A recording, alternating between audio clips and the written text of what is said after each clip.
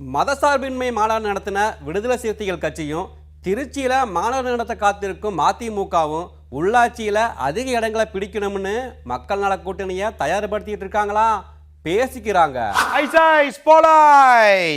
தலைவா, திருச்சி மாநாடு மிகப்பெரிய திருப்பமா இருக்கணும்னு தொண்டர்கள் கூட்டத்தை திரட்ட மாவட்ட வாரியா ஒன்றிய வாரியா செயல் வீரர்கள் கூட்டம் போட்டு ஆலோசனை நடந்துச்சா. அதுல கூட்டின கூட்டங்கள் வைகோவுக்கு உற்சாகத்தை உண்டாக்குச்சா சொல்லிக்கிட்டாங்க.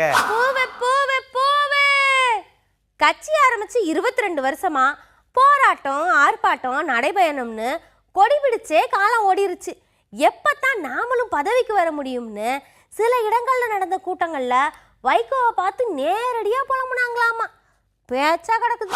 இவ்வளவு நாளா பதவிக்கு ஆசைப்படுறவங்க என்னோட பின்னால வராதிங்க அப்படின்னு சொன்ன வைகோ இப்போ பொறுங்க, நல்ல செய்தி வரும், நமக்கும் பதவிகள் வரும் அப்படின்னு ஆறுதல் வார்த்தைகள் சொல்லி தொண்டர்களை உற்சாகப்படுத்தினாராம்.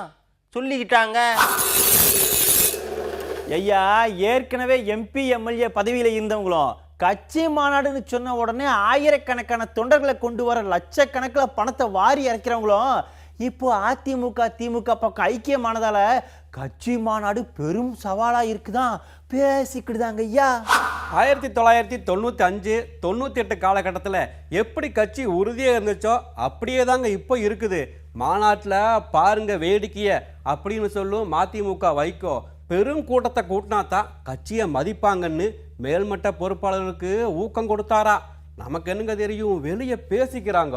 இன்னொரு பக்கம் தெளிவா 4 கட்சி கூட்டணியா இருந்தப்போ நல்ல செல்வாக்கோட தான் இருந்தோம். 6 கட்சி கூட்டணியா மாறின உடனே கேலி கிண்டலுக்கு ஆளாயிட்டோம் அப்படின்னு வைகோ வெளிப்படையா பேசுறதால தேமுதிகவும் தமாகவும் திரும்பவும் கூட்டணிக்கு வர வாய்ப்பு இல்லையா சொல்லிக்கிட்டாங்க. ஏன்னா மதிமுக செயல் வீரர்கள் கூட்டத்திலையும் மாநில அளவிலான கூட்டத்திலையும் தலைவர் வைகோவை முதல்வர் வேட்பாளரா அறிவிச்சிருந்தா அதிக ஓட்டுகள் வாங்கியிருப்போம் அப்படின்னு பேச்சு நிலவச்சான். மற்றவங்களை முன்னிலைப்படுத்த வேண்டாம் அப்படின்னு அன்பு கட்டளையும் போட்டிருக்கிறாங்களாமா. பேச்சா கிடக்குது. பாமகவோட ஓட்டு வங்கி முன்ன பின்ன ஆகும்போது அன்புமணி முதல்வர் வேட்பாளர் அப்படின்னு அறிவிச்சாங்க. நம்ம கட்சி ஆட்சிக்கு வரும்னு நம்பி அவங்க தொண்டர்களும் உழைச்சாங்க. அதே பாணியில நாமளும் வைகோவை முன்னிறுத்தி வேலை செய்வோம்னு மேல்மட்ட தலைவர்களும் உறுதியா இருக்கிறாங்களாம் சொல்லிட்டாங்க. ஐயா, இனிமேல் தனியா கூட்டம் போட்டாலும் கூட்டணி நிகழ்ச்சியா இருந்தாலும் அது மக்கள் செல்வாக்கோட இருக்கும் வைகோவை முன்னிறுத்தி தான் இருக்கணும்னு பேச்சான்.